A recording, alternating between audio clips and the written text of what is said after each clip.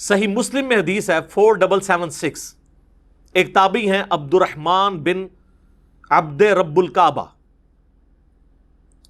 عبد الرحمن یعنی وہ تابعی ہیں، وہ کہتے ہیں کہ میں خانہ کعبہ شریف میں داخل ہوا، صحیح مسلم 4776، ایک کہانی شریف تاریخ شریف نہیں سر، سب احادیث شریف چل رہا ہے، تو یہ مولانا شریف نہیں ہے، مسلم شریف ہے 4776۔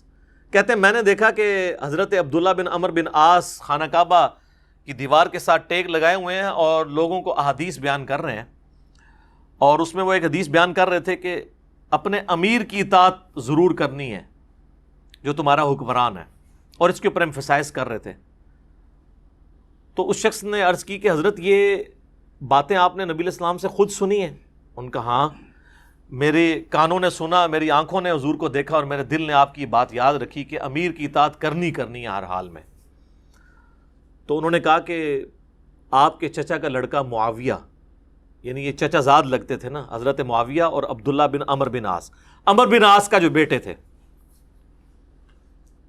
وہ تو ہمیں کہتے ہیں کہ ہم آپس میں ایک دوسرے کا مال حرام طریقے سے کھائیں اور آپس میں ایک دوسرے کو ناحق قتل کریں، جبکہ اللہ قرآن میں کہتا ہے سورۃ النساء آیت نمبر 29 کہ حرام طریقے سے ایک دوسرے کا مال آپس میں مت ہڑپ کرو اور ایک دوسرے کو قتل مت کرو۔ آپ بتائیں اب ہم اللہ کی مانیں کہ معاویہ کی مانیں؟ اب یہ ظاہر ہے بڑی ایک سخت بات تھی، تو حضرت عبداللہ بن عمر بن عاص نے تھوڑی دیر تک خاموشی اختیار کی اور پھر سر اٹھا کے کہا کہ معاویہ کی اطاعت کرو ان کاموں میں جس میں وہ اللہ کی اطاعت کے اندر تمہیں حکم دے، اور معاویہ کی نافرمانی کرو ان کاموں میں جس میں وہ اللہ کی نافرمانی کا حکم دے، اور یہی عقیدہ مسلمان کا ہونا چاہیے۔ بخاری اور مسلم دونوں میں حدیث ہے، مولا علی کہتے ہیں نبی علیہ السلام نے فرمایا کہ مخلوق کی اطاعت صرف معروف کے اندر ہے، اللہ کی اطاعت کے اندر ہے، اگر وہ اللہ کی اطاعت سے باہر کی بات کریں گے پھر ان کی اطاعت نہیں کی جائے گی مخلوق کی۔ یہ اکثر بولے پوچھ رہے ہوتے ہیں جی میری ماں کہتی ہے بھی داڑھی نہیں رکھنی ہے تو اب میں ماں باپ کا حکم مانوں۔ یہ وہ بندہ ہے جو ماں باپ کے کہنے پہ کبھی دہی لینے کے لیے بھی دکان پہ نہیں جاتا، وہ داڑھی کے معاملے میں ماشاءاللہ لمحہ پہ جاتا ہے۔ اب میں والدہ کا حکم مانوں یا اللہ کا؟ اڈا پولا ہے۔ اللہ اور اس کے رسول کی اطاعت پہلے نمبر پہ ہے۔ یہ جو بخاری مسلم کی حدیث ہے تم مومن ہی نہیں ہو سکتے جب تک کہ میں تمہارے ماں باپ، اولاد اور تمہاری اپنی جان سب سے بڑھ کے تمہیں عزیز نہ ہو جاؤں۔ اس کا مطلب یہی تو ہے کہ اللہ اور اس کا رسول ٹاپ پرائورٹی ہونے چاہیے، عز و جل و صلی اللہ علیہ وآلہ وسلم۔ تو یہ جناب فہم آ گیا ایک تابعی کا، اور ساتھ صحابی کا فہم بھی آ گیا، عمر بن عاص کا بھی، ان کے بیٹے کا عبداللہ بن عمر بن عاص۔ یہاں پہ ایک میں مدنی پھول آپ کو دیتا ہوں۔ یہ اکثر جو یہ بات بولی جاتی ہے نا، الصحابۃ کلہم عدول، صحابہ سب کے سب عادل ہیں، اس کا وہ مطلب نہیں جو آپ کو بریلوی دیوبندی یا اہل حدیث کے مولوی پڑھاتے ہیں یا ان کے بزرگ۔ ورنہ یہاں پہ عبداللہ بن عمر بن عاص کو صحیح مسلم 4776 نمبر حدیث میں کہنا چاہیے تھا الصحابۃ کلہم عدول، سارے صحابہ عدل کرنے والے ہیں، تو تم یہ کہہ رہے ہو کہ یہ حرام خوری کا حکم دیتا ہے اور قتل ناحق کا حکم دیتا ہے، یہ کیسے ہو سکتا ہے؟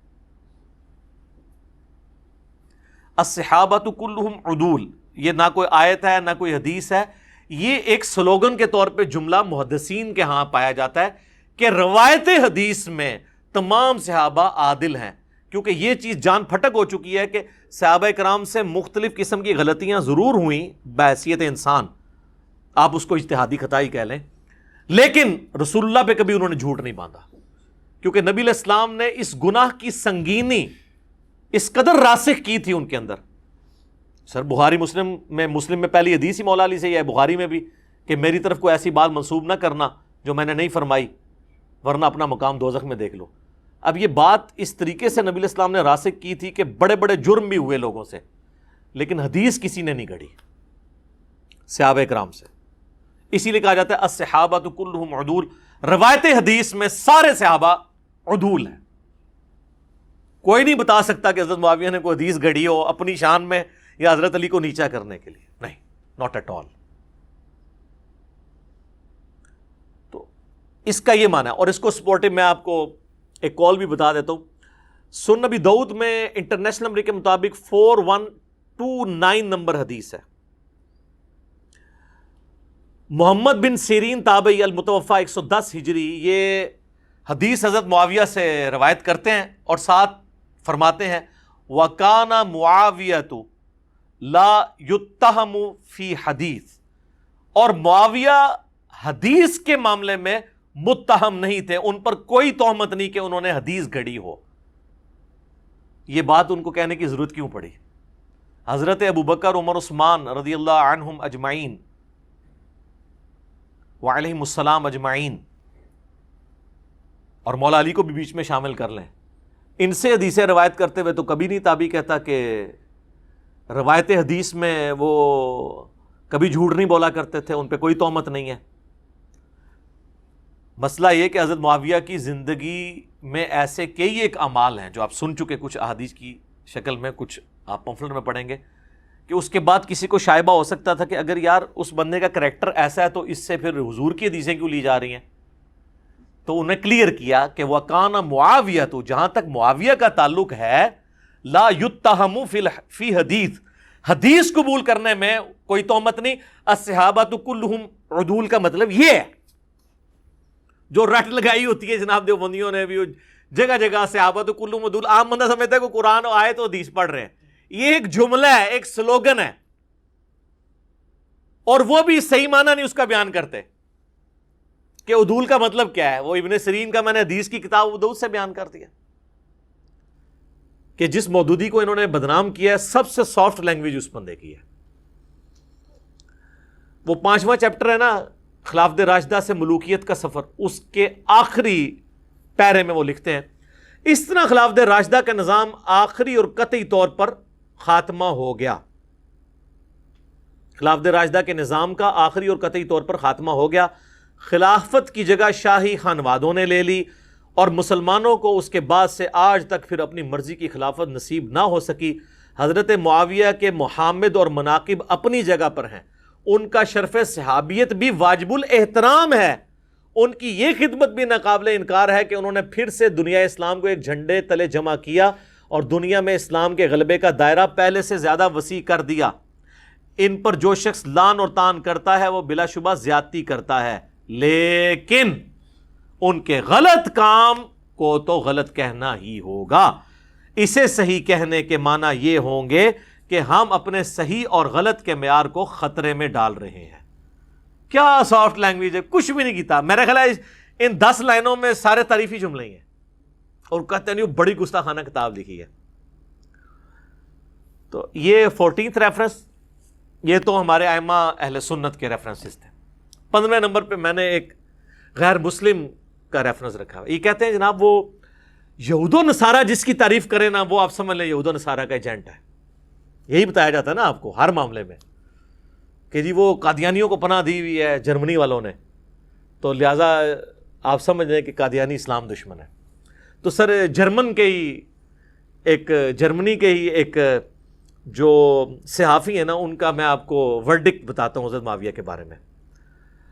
یہ مصر کے ایک مشہور عالم ہیں محمد رشید رضا رحمۃ اللہ علیہ، انہوں نے اپنی کتاب میں لکھا ہے تفسیر المنار کے اندر، اور اب یہ عرب اسکالر ہیں، میں اس کا ترجمہ آپ کو پڑھ کے بتا دیتا ہوں۔ وہ کہتے ہیں کہ جرمنی کے بعض اکابر پروفیسرز نے عثمانیہ حکومت کے دارالخلافہ میں بعض اہل اسلام سے کہا، اور ان میں بعض شرفائے مکہ بھی موجود تھے، کہ ہمیں چاہیے کہ ہم اپنے کیپٹل برلن، جو برلن شہر ہے، اس کے فلاں چوک میں معاویہ بن ابی سفیان کا مجسمہ قائم کریں۔ وہ کہتے ہیں کہ یہ حضرت معاویہ کے مجسمے تو غیر مسلم ملکوں میں لگے ہونے چاہیے۔ ان سے پوچھا گیا کیوں؟ انہوں نے کہا اس لیے کہ وہی تو ہیں جنہوں نے خلافت اسلامیہ کا نظام کا رخ جمہوریت سے غلبہ عصبیت کی طرف موڑ دیا، یعنی زبردستی اور تعصب کے اوپر۔ اگر وہ نہ ہوتے تو روئے زمین پر اسلام پھیل جاتا اور ہم جرمن اور یورپ کے تمام قبائل عرب مسلمان ہوتے۔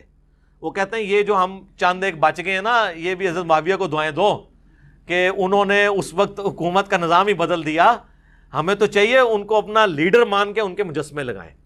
یہ میں نے حوالہ اس لیے رکھا ہے 15ویں نمبر پہ کہ ہمیں تو یہی بچپن سے بتایا جاتا ہے نا کہ جس کی یہود و نصارہ تعریف کریں نا، اس حوالے سے، تو وہ آپ کو پتہ چل جائے گا کہ اسلام کے خلاف کیا. تو میں ان چیزوں پہ کامنٹس نہیں کر رہا، میرا بس کام صرف تھا کہ آپ کو بتا دوں. باقی یہ 15 ریفرنسز تھے، اور آخر میں میرا اپنا ریفرنس بھی ہے جو میں بیان کر دوں. وہ 5B ریسرچ پیپر ہے، واقعہ کربلا کا حقیقی پس منظر 72 صحیح الاسناد احادیث کی روشنی میں. یہ 72 کا ٹائٹل تو شہدائے کربلا کی نسبت سے احادیث 200 سے زیادہ ہیں، اکثر بخاری اور مسلم سے ہیں. یہ عربی میں بھی ہے، اردو میں بھی ہے، ہندی میں بھی ہے، انگلش میں بھی ہے. ہماری ویب سائٹ ahlsunnatpak.com سے ریسرچ پیپرز والے پورشن میں جا کے 5B ریسرچ پیپر مفت ڈاؤن لوڈ کریں. اس میں اکثر احادیث بخاری مسلم سے ہیں. ادر دین بخاری مسلم کے اوپر میں نے دور حاضر کے جو بڑے محققین ہیں اسماء و رجال کی فیلڈ کے، شیخ البانی ہوں، شیخ زبیر لیزئی ہوں، شیخ شعیب آرناؤت ہوں رحمہم اللہ اجمعین، اور باقی جو ہیں محدثین، ان کے باقاعدہ تحکیم لگائی ہے. اس میں کوئی ایک حدیث بھی ایسی نہیں ہے جسے کسی نہ کسی محدث نے صحیح نہ کہا ہو. کسی نے ضرور اس کو صحیح کہا ہوگا. سب کی سب میں نے ایک جگہ الحمدللہ جمع کی ہیں، اور اس میں مینلی میں نے 6 ٹاپک کور کیے ہیں. وہ میں آپ کو صرف ان کے عنوان بتا دیتا ہوں. پہلا ٹاپک ہے منہج نبوی پر قائم خلافت راشدہ کی صحیح مدت کتنی تھی، اور خلافت راشدہ کے اہل حقیقی خلفۂ راشدین کون ہیں. اس کے بعد دوسرا اس کا ٹاپک جو ہے وہ ہے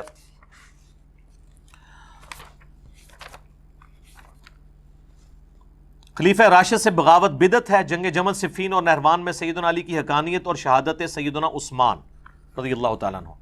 تیسرا ٹاپک ہے رسول اللہ صلی اللہ علیہ وسلم نے اپنی وفات سے 1 مہینہ قبل مستقبل میں ہونے والے حکومتی بگاڑ سے متعلق غیبی خبریں دے دی تھیں. چوتھا ٹاپک ہے چوتھے خلیفہ راشد سیدنا علی کے فضائل کا بیان اور ان پر ممبروں سے لعنت کرنے کی بدعت کب اور کس نے ایجاد کی. اس کے بعد پھر 5واں ٹاپک ہے حضرت معاویہ رضی اللہ تعالیٰ عنہ کو حکومت مل جانے کے بعد سے بتدریج امت پر کیسی ملوکیت مسلط ہوئی اور اس کا بھیانک نتیجہ کیا نکلا. اور پھر 6واں ٹاپک ہے سیدنا حسین کے فضائل کا بیان اور یزید ابن معاویہ کی ملوکیت میں اس کے گورنر عبید اللہ ابن زیاد کے ذریعے مظلومانہ شہادت. تو یہ سارے ٹاپکس میں نے کور کیے ہیں، اور یہ ریسرچ پیپر آپ فری ڈاؤن لوڈ کریں. اگر ہارڈ کاپی منگوانی ہے تو یہ ریسرچ پیپر اور 8 ریسرچ پیپر اور ہیں، ٹوٹل 9 اور 3 اذکار کارڈ، 12 کا پیکج صرف 300 روپے میں آپ TCS عام ڈاکنی TCS کے ذریعے اپنے گھر منگوا سکتے ہیں. صبح 9 سے لے کر شام 5 بجے تک آپ کال کر سکتے ہیں ہماری اکیڈمی میں +92 کے کوڈ کے ساتھ، اور پاکستان میں کریں گے تو 032159000162 ہماری اکیڈمی کا نمبر ہے. بعض اوقات بیزی بھی ملتا ہے، ظاہر ہے کہ بہت زیادہ کالز آ رہی ہوتی ہیں اور آپ کو یہ لگ رہا ہوتا ہے بیل جا رہی ہو، بیل جا نہیں رہی ہوتی، وہ سننے کے دوران دوسری بیل آ رہی ہوتی ہے. لہذا ناراض نہ ہوا کریں، نمازوں کا وقفہ بھی ہوتا ہے. وہاں پہ آپ کال کریں، صبح 9 سے لے کے 5 بجے تک آپ یہ ریسرچ پیپر فری اس اعتبار سے گھر منگوا سکتے ہیں کہ TCS کا خرچہ ہی 300 سے زیادہ ہے. ہم آپ کو 300 میں یہ سارا 12 کا پیکج آپ کے گھر میں بھیجیں گے. اور جو ہماری اکیڈمی میں آتے ہیں، جب اکیڈمی انشاءاللہ کھلے گی تو یہاں تو ایک سیٹ تمام ریسرچ پیپرز کا آپ کو فری سب کو ملتا ہے. تو یہ میری معروضات تھیں کچھ اس حوالے سے جو میں نے آپ کے سامنے رکھیں. اللہ سے دعا ہے جو حق بات میں نے کی اللہ تعالیٰ ہمارے دلوں میں راسخ فرمائے، اور اگر جذبات میں میرے منہ سے کوئی غلط بات نکل گئی تو اللہ تعالیٰ ہمارے دلوں سے ہی معاف کر دے. سبحانک اللہم و بحمدک اشہد ان لا الہ الا انت استغفرک و اتوب الیک وما علینا الا البلاغ المبین. جزاکم اللہ خیرا.